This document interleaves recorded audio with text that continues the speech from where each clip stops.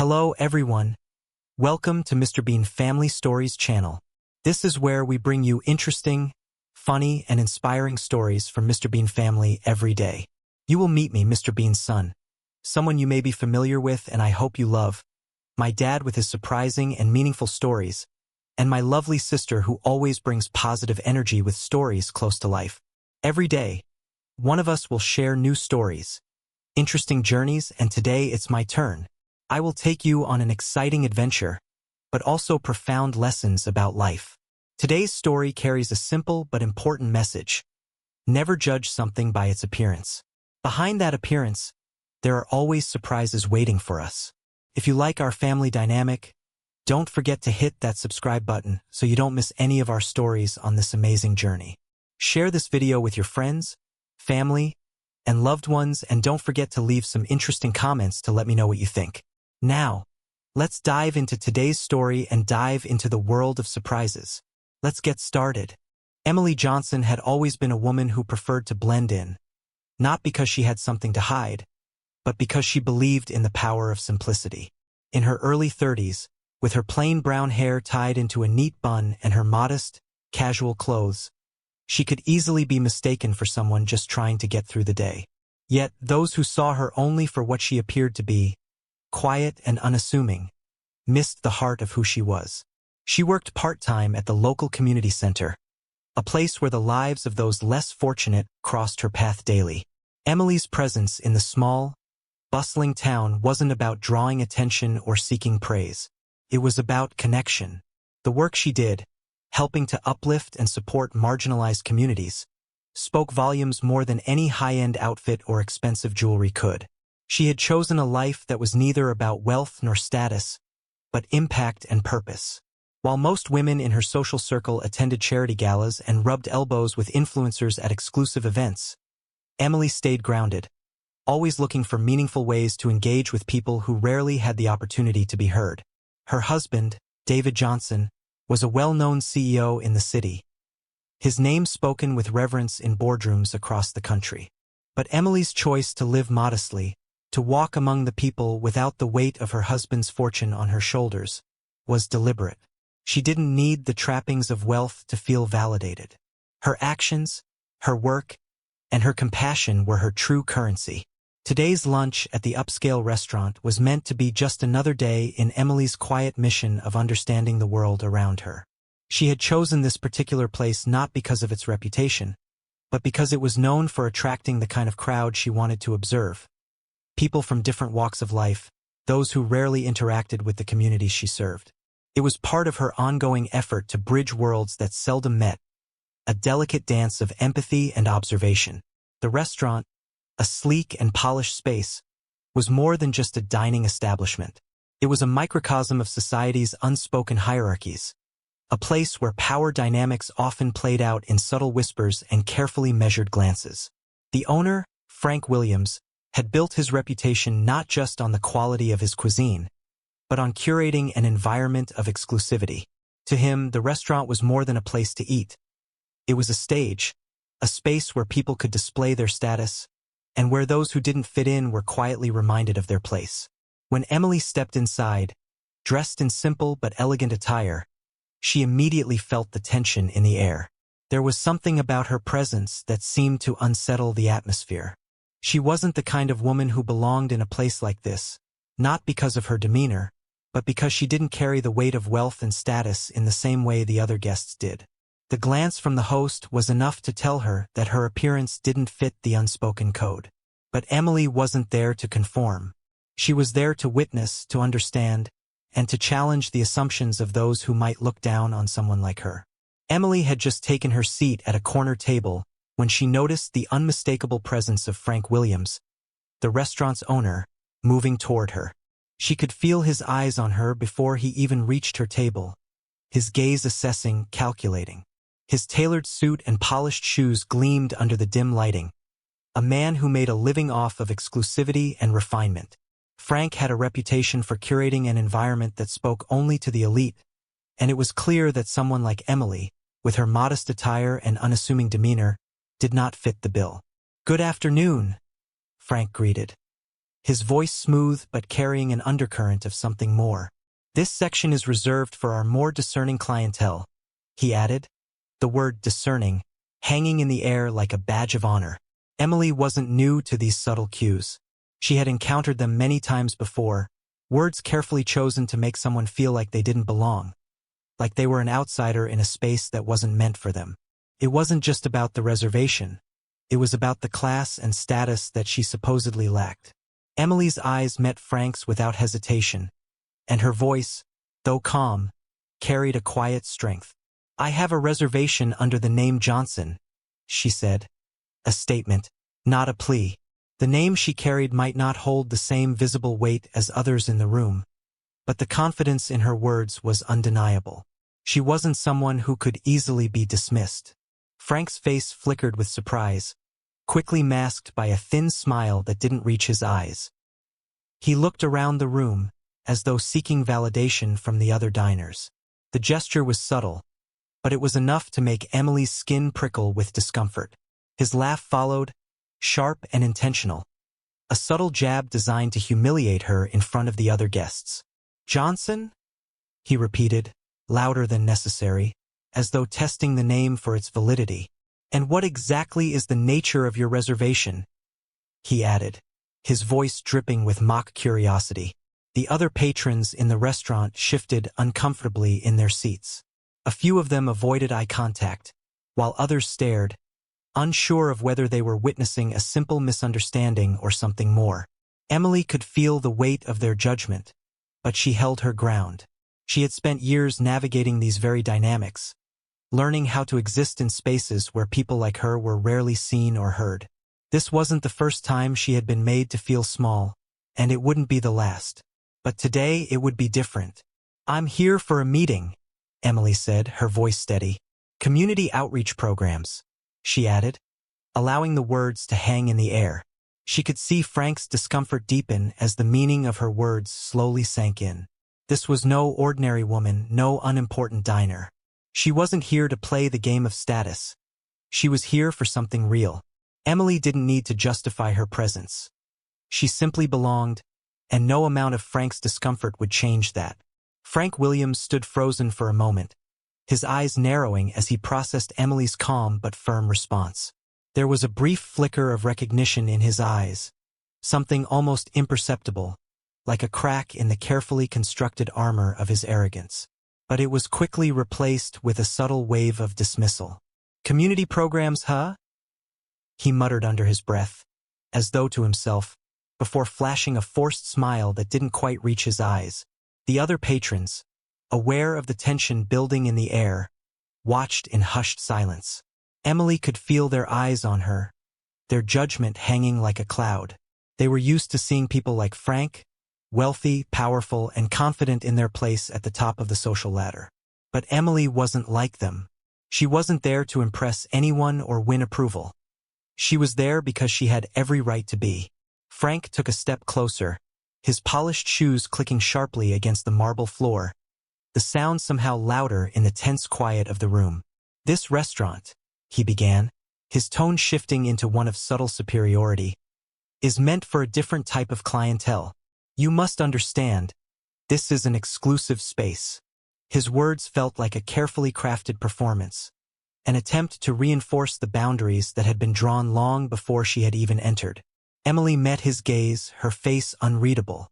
She had faced this kind of treatment before, being the outsider, the one who didn't belong. But it didn't affect her. If anything, it only reinforced her purpose. She didn't need to play by his rules. She had her own. Emily's gaze never wavered. She understood this game all too well, the unspoken rules of power, the subtle ways people like Frank tried to assert dominance. She had spent years learning to navigate such spaces, using her quiet confidence to dismantle assumptions before they could even take root. "I'm not here to fit into your definition of who belongs," she said, her voice calm but firm.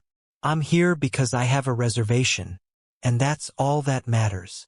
The air between them thickened with the weight of her words.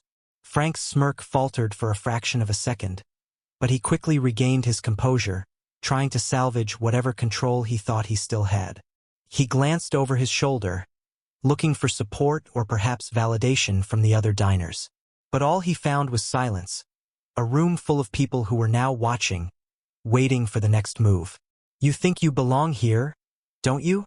Frank asked, his voice dropping a little lower, almost a taunt.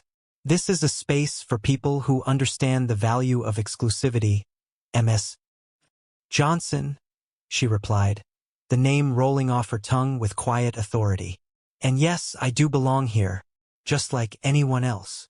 The tension in the room was palpable now, as if the entire restaurant was holding its breath, waiting for the next moment to unfold. Emily's calmness had thrown Frank off balance. He had expected her to shrink, to apologize, to excuse herself. Instead, she was standing her ground, quietly but powerfully. The moment hung in the air like a suspended cord, and for the first time, Frank was unsure of himself. He didn't know who this woman was or what she was capable of, but in that instant, he realized she wasn't someone who would be easily dismissed. Frank stood there for a moment, clearly flustered, as Emily's words settled in the air. His usual composure, the confident air of someone accustomed to control, was beginning to crack. For a brief instant, his eyes darted around the room, looking for the approval of the other diners, hoping for some sign of support. But all he saw were eyes watching him, waiting, as if they too were unsure of how to react. Emily's calm defiance had shifted the balance in a way that he hadn't expected. He cleared his throat and took a deep breath, trying to regain the upper hand. "You misunderstand," Frank said, his voice dropping into a lower, almost condescending tone. "This is a restaurant for people who appreciate the finer things in life. The exclusivity of it, the refined atmosphere. It's not a place for casual meetings." He made a dismissive gesture with his hand, as though the very idea of Emily's presence was beneath him. Emily didn't flinch. "I'm here for a meeting, as I said," she repeated, her voice steady and unwavering. "Not all meetings are held in boardrooms or at charity galas." There was no malice in her words, only a firm statement of fact. She wasn't there to prove anything to him. She was simply there to do what she had come to do. Bridge the gap between the worlds that rarely intersected. Frank's eyes narrowed, and for a moment, it seemed like he was about to say something more, something that would cut deeper. But before he could, the sound of footsteps interrupted the tense silence between them. Emily's gaze didn't leave Frank's. Something in her expression told him that any further attempts to humiliate her would only further expose his own insecurities. Before Frank could respond, the door to the restaurant opened with a soft chime, and in walked David Johnson. It wasn't the dramatic entrance of a typical CEO, but something about the way he moved. A quiet, deliberate grace shifted the energy in the room.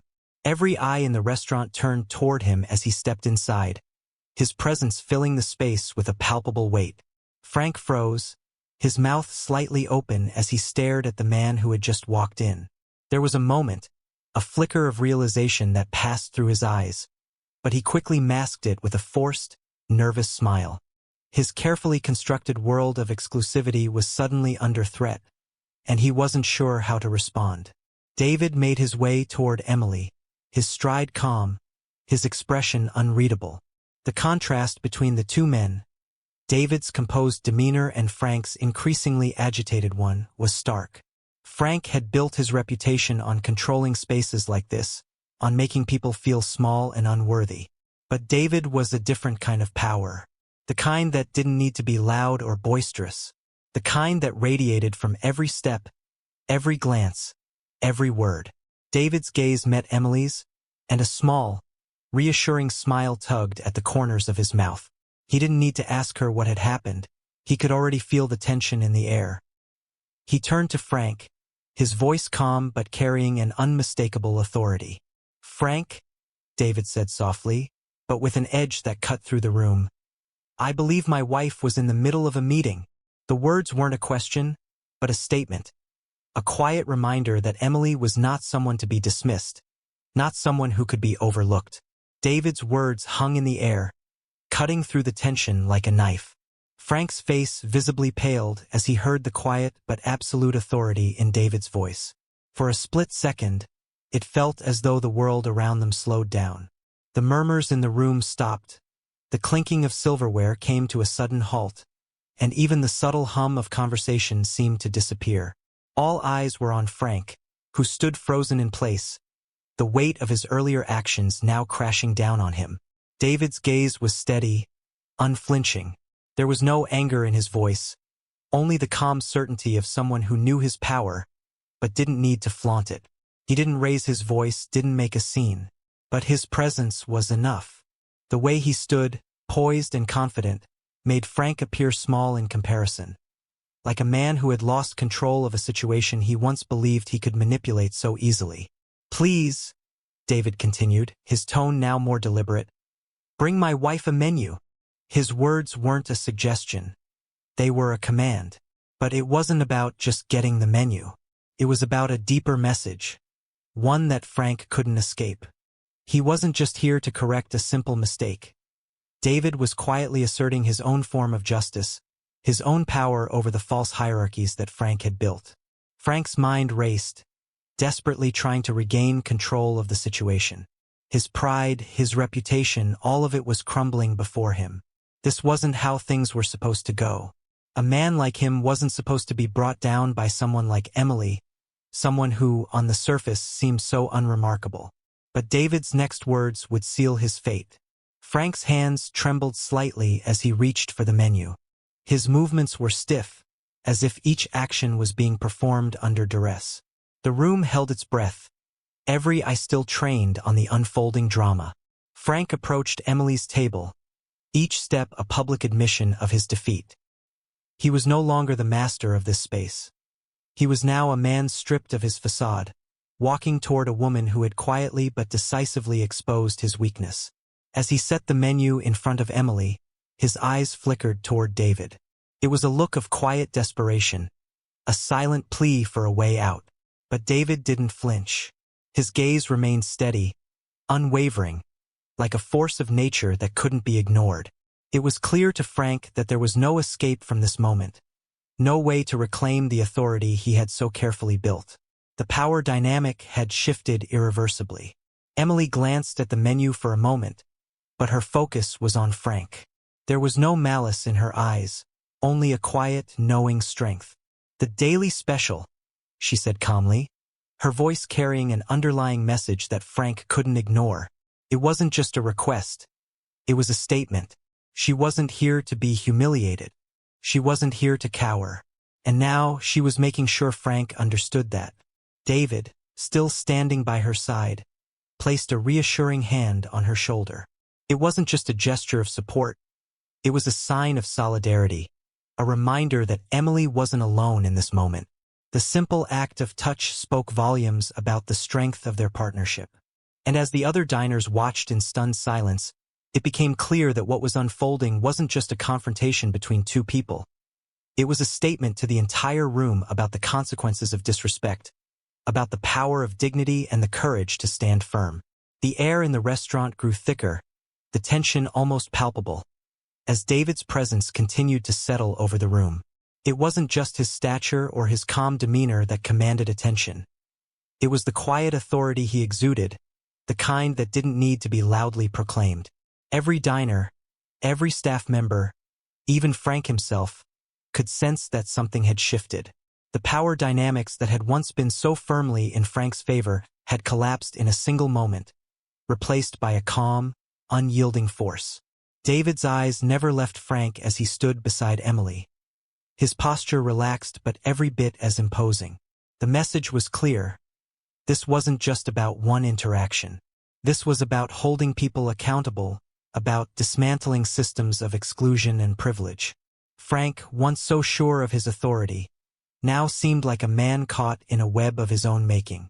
The confident, self-assured restaurant owner had been reduced to a figure who fumbled with his next words, desperately searching for a way to salvage some of his dignity. David's voice broke the silence, calm but resolute. "Frank," he said, drawing out the name in a way that demanded attention. "This isn't just about a single mistake. This is about a pattern, a system that you've built over years. And it stops today."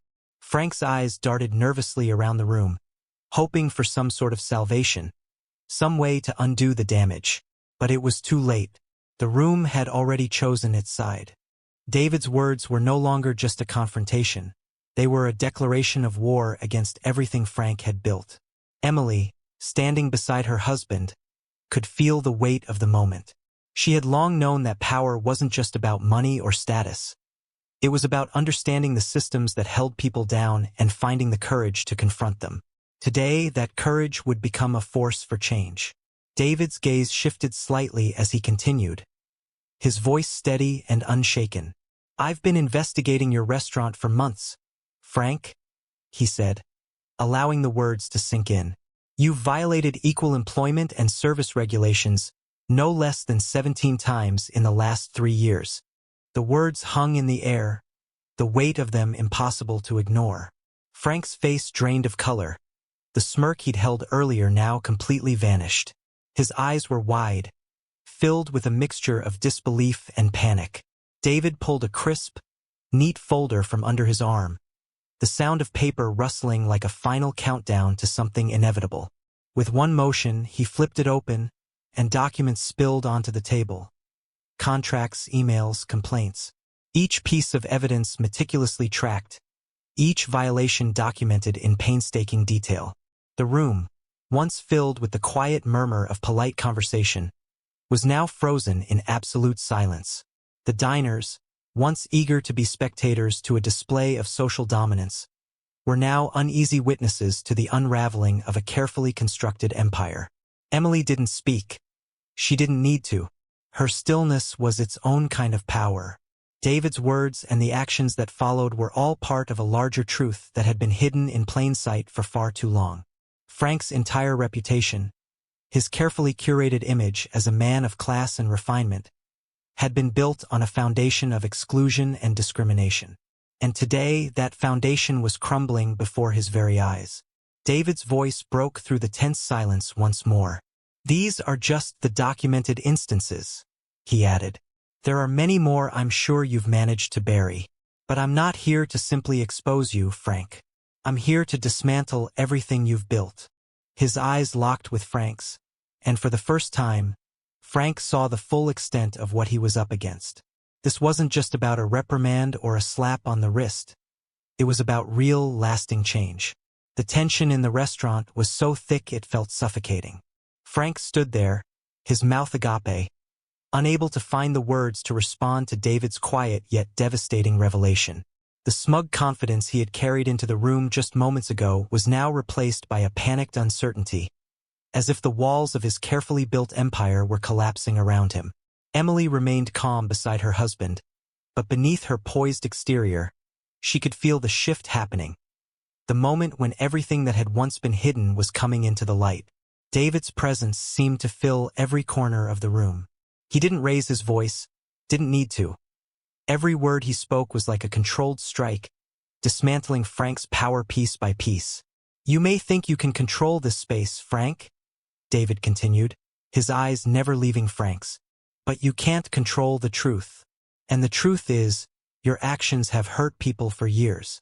The weight of the statement seemed to hang in the air, suffocating Frank.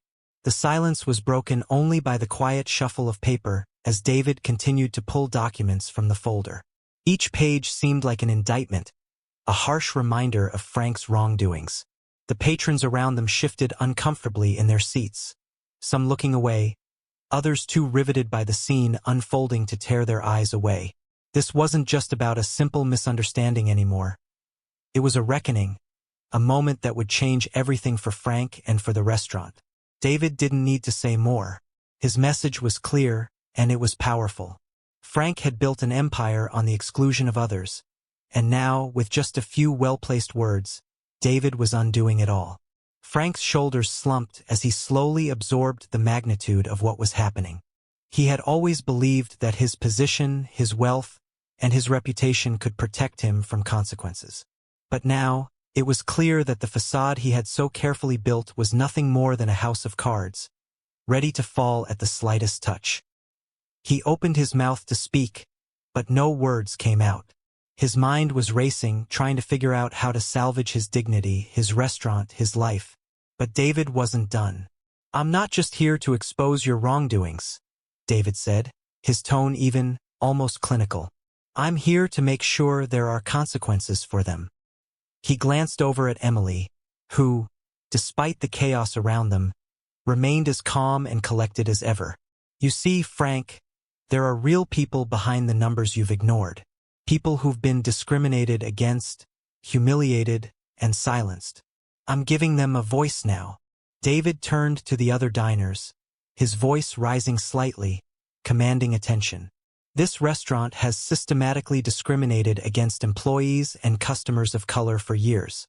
The truth is undeniable, and it's not just illegal, it's morally reprehensible." His words weren't just aimed at Frank anymore. They were for everyone in the room, a call to action for anyone who had ever been complicit in maintaining such systems of inequality. The murmurs in the room grew louder, some diners visibly shifting in their seats, others exchanging glances. David's words were like a mirror being held up to them all, forcing them to confront their own roles in the unspoken hierarchies that ruled the social landscape. Frank, once the king of this kingdom, now stood stripped of his power, exposed for all to see.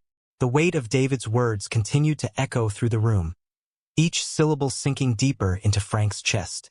The faces of the other diners had shifted, some looking uncomfortable, others outright shocked. It was clear now that they had all been complicit in an unspoken system, one that allowed the powerful to remain unchallenged while the marginalized were silenced. The tension was so thick it felt suffocating, and Frank, once confident and untouchable, was now a man standing on the edge of collapse. David wasn't finished. He turned to the staff, his gaze sweeping across the room, meeting the eyes of every worker. "And to those of you who've been discriminated against," he said, his voice cutting through the room with quiet authority, "I'm here to make sure you get the justice you deserve." Frank stood there, helpless, as David's words began to take shape into something far greater than just a confrontation. It wasn't merely a personal rebuke. It was a statement to the entire room about accountability, about standing up for what was right, regardless of power or status. The silence in the restaurant was now deafening. Even the hum of the air conditioning seemed to fade into the background. Frank's knees felt weak, and for the first time, he wasn't sure if he could keep standing. The empire he had built on exclusion, on class and race-based divisions, was crumbling. And the worst part? He knew he couldn't stop it. Not anymore. David took a step forward, his gaze never leaving Frank's, and the room seemed to contract. Every pair of eyes locked onto the unfolding drama.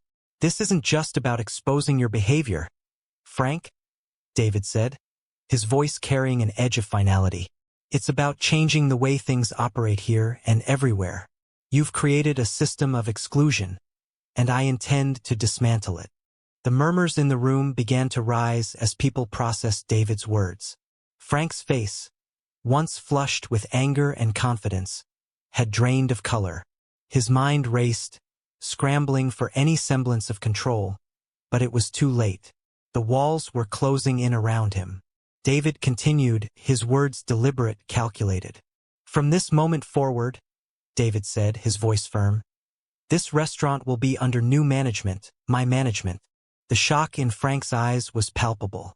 It wasn't just the loss of his business. It was the loss of everything he had worked for. He wasn't just losing a restaurant. He was losing his reputation, his identity, his place in the world he had so carefully crafted. "But that's not all," David continued, his voice rising in a powerful crescendo. "Every single employee who has been discriminated against will be offered a position with full back pay and compensation. You will be held accountable for every instance of injustice that's occurred within these walls." The room was now in an uproar, some diners muttering in disbelief, while others exchanged looks of approval, silently acknowledging the change that was unfolding. Frank stood frozen, unable to speak, as the full weight of the situation settled on him. His empire, his control, his sense of invulnerability, all of it was vanishing in front of his eyes. And yet Emily, standing quietly beside David, didn't say a word. She didn't need to.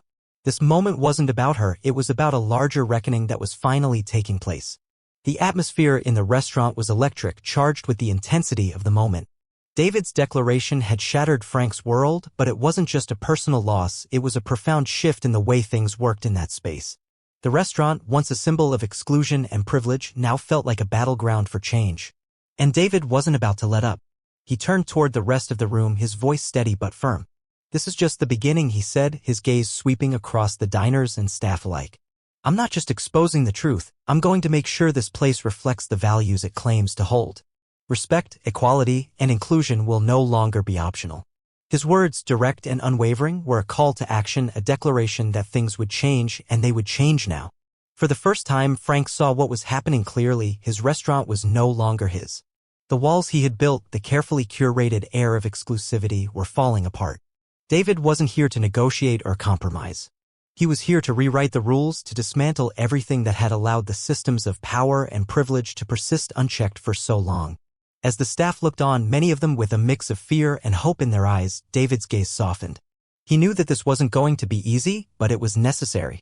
"From this point forward," he continued, his voice calm but resolute, "there will be new standards. Everyone, from management to servers, will undergo comprehensive training on diversity, inclusion, and unconscious bias." The weight of his words hung in the air, and for the first time in a long while, the staff seemed to exhale collectively. The realization was dawning on them. This wasn't just about the restaurant anymore. This was about the opportunity to be part of something better, something more inclusive, something that would break the cycle of discrimination that had plagued the establishment for far too long. David's words had shaken the foundation of everything Frank had built. But now they were taking root in the minds of the staff, some of whom were beginning to shift from the fear of losing their jobs to the hope of something more meaningful. Frank stood motionless, as though immobilized by the enormity of what had just happened. The power dynamic had irrevocably shifted, and in its wake, a new vision was being born. "I'm not here to punish anyone," David continued, his voice steady, filled with authority but devoid of anger. "I'm here to ensure accountability. What's happened here over the years is wrong, but it doesn't end with just exposure. We're going to make this right." The tone was not just a reassurance to the staff, but a promise, a commitment to real change. David glanced at Frank one last time. "And you, Frank," he said softly, the weight of the statement sinking in. "You're not just losing a business today. You're losing your reputation, your position. Your name will forever be associated with this injustice. I'm going to ensure that. You can't hide behind your wealth or your influence anymore." Frank's face twisted in horror, his pride and his life's work crumbling to dust before his very eyes. David wasn't just taking his business, he was taking everything that had defined him. The once proud restaurant owner was now just a man in the spotlight of his own unraveling. The silence in the room was deafening as everyone waited for the next move, unsure of what would happen next. David turned back to the staff, his gaze softening. "But this is an opportunity for you too," he said, his voice shifting towards something more supportive. "The change we're making here isn't just for the marginalized communities we've ignored. It's for all of you. It's for a future where everyone has a voice and everyone is treated with respect." The weight of his words was now sinking in. David wasn't just about exposing wrongdoings, he was about building something better, something lasting. As the room absorbed this new reality, the sense of fear began to give way to a glimmer of hope. This was a new beginning, not just for the restaurant, but for every person who had been silenced or ignored. The world wasn't just watching anymore, it was witnessing a transformation, and it was clear that this was only the beginning. The room was still, as if everyone was holding their breath, waiting for what came next.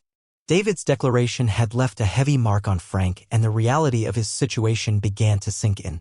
The restaurant, once a symbol of wealth and exclusivity, now felt like a hollow shell. Frank had built his empire on power, on controlling who belonged and who didn't, but now it was all slipping away. David turned to the other diners, his voice calm but powerful. "This is not just about a single man," he said, addressing the room. "It's about a system. A system that's been allowed to thrive unchecked, where those in power dictate who has access, who gets respect, and who gets left behind." His eyes moved across the crowd, making sure every single person felt the weight of his words. He wasn't just holding Frank accountable, he was speaking to everyone who had been complicit in enabling such systems. Frank's mind raced. He had been on top for so long, living a life where his every word was law, where people bowed to his whims and obeyed his rules. But now it was clear, his power had evaporated. He wasn't the man who could dictate who belonged in this room anymore. He was just another person in the spotlight of his own destruction. David's voice broke the silence, bringing everyone's attention back to the heart of the matter. From now on, this restaurant will be a place where everyone is welcome. No one will ever be excluded or humiliated because of who they are or where they come from. This is a new beginning. His words rang out loud and clear, leaving no room for doubt. David's gaze locked with Frank's, and for the first time, Frank saw the full extent of the consequences that awaited him. This wasn't just about losing a business, it was about losing everything that had given him meaning, the respect, the admiration, the power. David wasn't just taking away Frank's restaurant, he was stripping him of the very foundation of his identity. The humiliation, the public exposure, Frank had never imagined it would come to this. David's voice softened, but his words were sharp. Frank, your restaurant, your empire, has been built on a lie. It's time for it to be dismantled, piece by piece, until there's nothing left but the truth. His words were like a hammer, striking down every illusion Frank had carefully crafted over the years.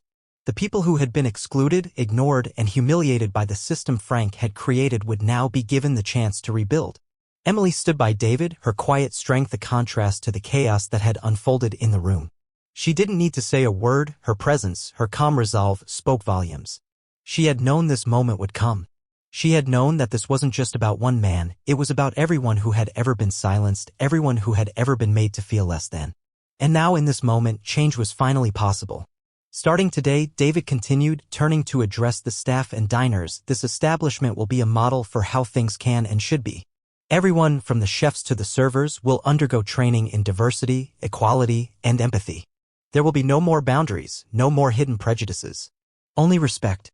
The room was still, but it wasn't filled with fear anymore. It was filled with the kind of anticipation that only comes when a long-awaited change begins to take root. And as the weight of what David had just promised settled over everyone, Frank realized something he hadn't before. The future wasn't just about him anymore. It was about everyone else.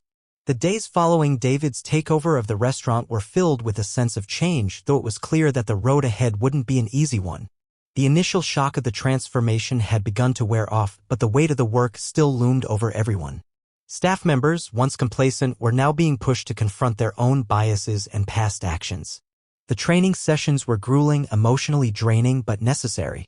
It wasn't just about learning policies or procedures, it was about unlearning years of conditioned behavior, about confronting the uncomfortable truths that had existed behind the polished doors of the restaurant.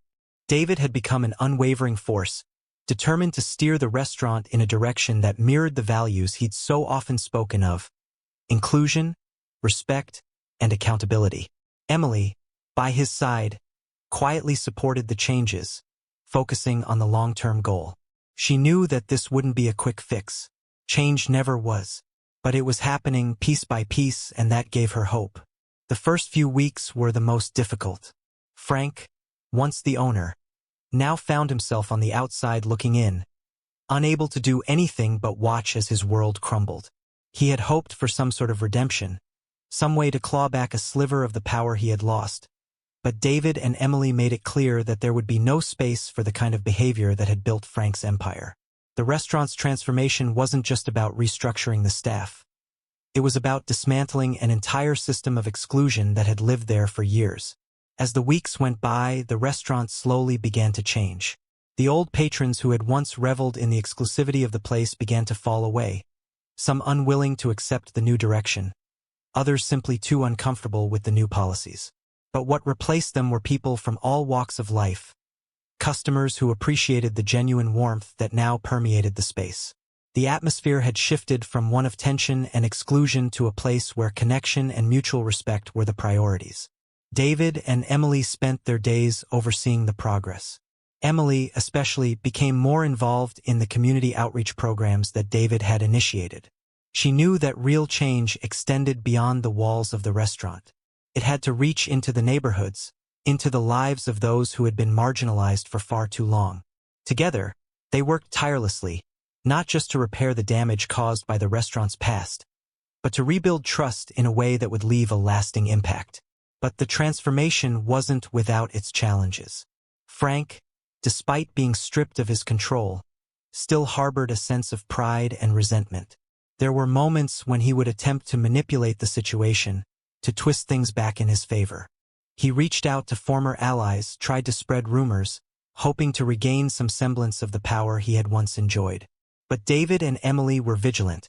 ensuring that no stone went unturned, no behavior left unchecked. It became clear to everyone involved. Frank's time was over. The restaurant, once a symbol of his control, was now a beacon of what could happen when true accountability was enforced. The shift wasn't just visible in the restaurant itself, but in the way people in the community began to interact with each other, with more compassion, with more empathy, and with the knowledge that things didn't have to stay the way they had always been. The final chapter of the restaurant's transformation had arrived, and with it, a sense of calm that had eluded it for so long. The changes David and Emily had set into motion were beginning to solidify, and the restaurant was no longer just a place to dine. It had become a symbol of something much greater, a testament to the power of accountability, to the strength found in standing up for what's right. It was a space where people could come together, regardless of their backgrounds, and be treated with the dignity they deserved. David stood at the front of the restaurant one evening, surveying the dining room. It had been months since that fateful day when everything changed, and while the road had been difficult, there was a sense of satisfaction in the air. The staff was now diverse, welcoming, and genuinely committed to the new vision of the restaurant. The community outreach programs were flourishing, and David and Emily had worked hard to ensure the restaurant wasn't just a place to eat, but a hub for change. People spoke of it with respect, both for the food and the values it now represented. Emily, standing next to him, could see the shift in the people around them. The changes were subtle, but they were there. People who had once felt excluded from such spaces were now enjoying the warmth of the restaurant, their laughter mixing with the clinking of glasses and the hum of conversation. She knew they had done something important, something lasting, but even more than that, she knew the work wasn't finished. It never was. The fight for equality and dignity didn't end in the walls of one restaurant. It needed to continue, in every space, in every community. As the evening wore on, David and Emily shared a quiet moment, reflecting on how far they had come. The restaurant, once a symbol of exclusion, had now become a beacon of hope. There was a sense of accomplishment in the air, but it was tempered by the realization that this was just one small victory in a much larger fight. They had made a difference here, but there was still so much to be done, so many more spaces that needed the same kind of change. David glanced over at Emily, a soft smile crossing his face. "We did it," he said, his voice filled with quiet pride. But Emily knew that it was never just about the two of them. It had always been about the people, the community, and the courage to stand up against injustice, no matter how deeply entrenched it was. "Yes, but the real work is just beginning," Emily replied. "We've made a change in one place, but there's so much more to do." She paused for a moment, looking around at the people who were now enjoying the space they had fought so hard to transform. "This isn't just about what we did here. It's about setting an example. It's about showing others that change is possible, if we work together." David nodded, understanding the weight of her words. The restaurant may have been the catalyst for this transformation, but it was only the beginning of a larger movement. They had sparked something, a fire of justice and equality that would continue to burn long after they were gone. As the night came to a close, David and Emily stood together, watching the room fill with laughter and conversation. There was no longer a dividing line between the haves and the have-nots in this space.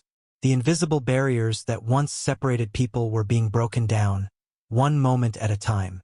And as they looked around at the faces of the people who had become a part of their journey, they knew that this was not just a new beginning for the restaurant. It was a new beginning for them all.